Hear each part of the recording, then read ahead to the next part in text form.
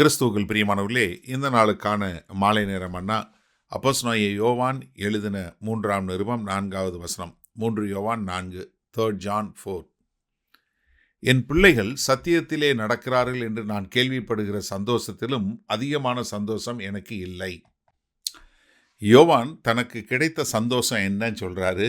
அதாவது காயு தன் பிள்ளைகள்னு சொல்லக்கூடியதா. அதாவது கர்த்தராகிய இயேசு கிறிஸ்துவை ஏற்றுக்கொண்ட எல்லாருமே, நான் வயசானவனால நீங்கள்லாம் என்னுடைய பிள்ளைகள் என்று சொல்லக்கூடிய ஒரு பாசத்தை பாருங்களேன். என்ன ஒரு அருமையான பாசம். என் பிள்ளைகள். ஏன்னா தான் எழுதின 2வது நிருபத்தில் அம்மாளுக்கு எழுதுறாரு. அந்த அம்மாளுக்கு எழுதும்போது, தெரிந்து கொள்ளப்பட்ட அம்மாளுக்கு எழுதும்போது என்ன எழுதுறாரு?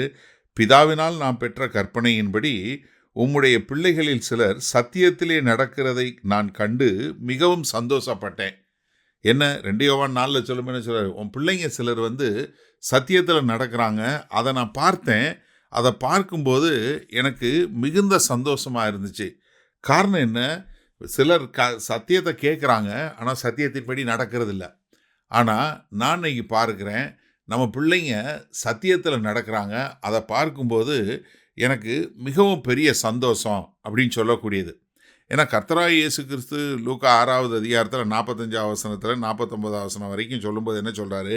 எப்பா, நீங்கள் என்னை ஆண்டவரே ஆண்டவரேன்னு சொல்லிட்டு நான் சொல்லுகிறபடி நீங்கள் கேட்கலன்னா என்ன பிரயோஜனம்?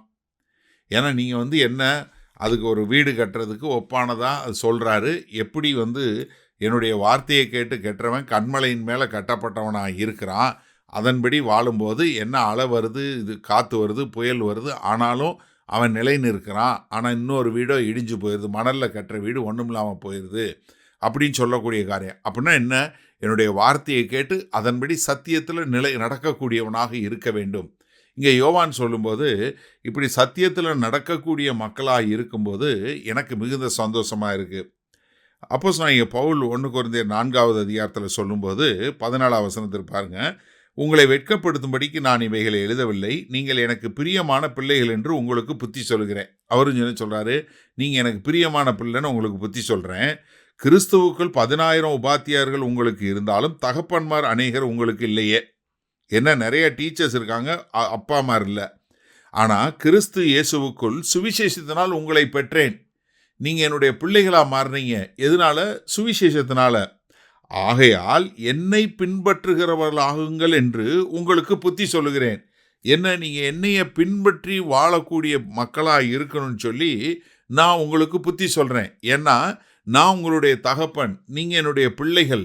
எதில் பெற்றேன்? சுவிசேஷத்தில் உங்களை பெற்றேன்.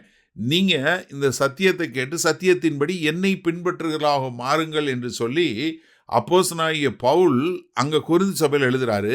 அதே மாதிரி தான் அங்கே யோவான் என்ன எழுதுறாரு? நீங்கள் சத்தியத்தில் நடக்கிறீங்க, என்னுடைய பிள்ளைகள் சத்தியத்தில் நடக்கிறாங்கன்னு கேள்விப்படும்போது சந்தோஷம் இருக்குது. அதுலேயும் அதிகமான சந்தோஷம் எனக்கு தான் அப்படின்னு சொல்லக்கூடியதா.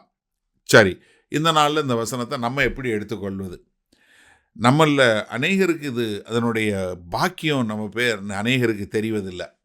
என்ன, நம்மளுடைய பிள்ளைகள் கர்த்தரை பின்பற்றி நடப்பதை காட்டிலும் வேற சந்தோஷமான காரியம் எதுவுமே கிடையாது. எனக்கு அருமையானவர்களே, அநேகர் கர்த்தரை அறிந்து கொண்டு நான் உங்கள் மூலமாக கர்த்தரை தெரிஞ்சு கொண்டேன், நான் கர்த்தரை பின்பற்றுகிறவனாக இருக்கிறேன் அப்படின்னு சொல்லும்போது அதில் வரக்கூடிய சந்தோஷத்தை காட்டிலும் வேற சந்தோஷம் எதுவுமே கிடையாது. நான் நிறைய பார்த்துட்டேன், நிறைய காரியங்களை கேள்விப்பட்டிருக்கேன். நான் பார்த்த வரைக்கும் நான் சொல்கிறேன். உங்களுக்கு எவ்வளோ பெரிய வீடு வாங்கினாலும் சரி, எவ்வளோ பெரிய கார் வாங்கினாலும் சரி, எவ்வளோ இது வாங்கினாலும் சரி, இருக்கிறதுலே உங்களுக்கு வரக்கூடிய பெரிய சந்தோஷம் என்ன தெரியுமா?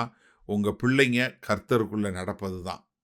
நீங்கள் ஒரு நிமிஷம் இப்படி சிந்திச்சு பாருங்கள். யாராவது சாகும் தருவாயில் ஓடி போய் என்னோட பேங்க் பாஸ்புக்கை கொடு, இல்லை என்னோட ஏடிஎம்லேருந்து ஒரு பிரிண்ட் அவுட் எடுத்துகிட்டு வா, இல்லை இருக்கிற காசெல்லாம் எனக்கு முன்னாடி கொண்டு வா, இல்லை என் காரை கொண்டு வா, இப்படி யாராவது கேட்டு நீங்கள் பார்த்துருக்கீங்களா? இல்லையே. எல்லாரும் என்ன செய்கிறாங்க?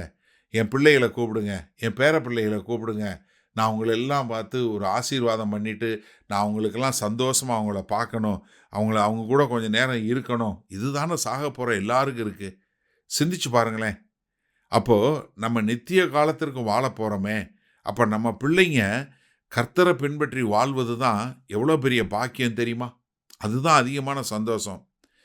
நாங்கள் இங்கே லண்டனில் இருக்கிற சபையில் நீங்கள் பார்த்தீங்கன்னா, மாதத்தில் ஒரு முறை வாலிபர்கள் தான் ஆராதனை நடத்துவாங்க. அதே மாதிரி சிறு பிள்ளைகளுக்கு அதாவது ஜூனியர் சர்ச் என்று சொல்லக்கூடிய 10 வயதிலிருந்து 6 வயது உள்ள பிள்ளைங்க அவங்களும் ஒரு 3 மாதத்துக்கு ஒரு முறை ஆராதனை நடத்துவாங்க. சிந்திச்சு பாருங்களேன், இதை மாதிரி ஒரு சந்தோஷம் ஏதாவது இருக்கா? எனக்கு அருமையான சகோதரனே, சகோதரியே, இதை நம்ம கற்றுக்கொள்வோமா? வல்ல பிதாவே, இதோ ஒரு பிள்ளைகளுக்கு படிப்பை கற்றுக் கொடுக்கலாம், வேலையை கற்றுக் கொடுக்கலாம், உலக நடக்கையில் கற்றுக் கொடுக்கலாம். ஆனால் எல்லாவற்றை காட்டிலும் ஒரு தகப்பனுக்கு வரக்கூடிய சந்தோஷம், தன் பிள்ளை கர்த்தரை பின்பற்றி சத்தியத்தில் நடப்பது என்பதே மிகப்பெரிய ஒரு பாக்கியம். அந்த ஒரு ஆசீர்வாதத்தை, அந்த ஒரு சந்தோஷத்தை இதை கேட்கிற எல்லோரும் அனுபவிக்க எங்கள் தேவன் கிருபை பாராட்ட வேண்டுமாய் இயேசு கிறிஸ்துவின் மூலம் ஜெபிக்கிறோம் ஜீவனுள்ள வல்ல பிதாவே, ஆமேன். கர்த்தர் உங்களை ஆசீர்வதிப்பாராக. நாம் நாளை காலை தினசரி தியானத்தில் சந்திப்போம். Good night.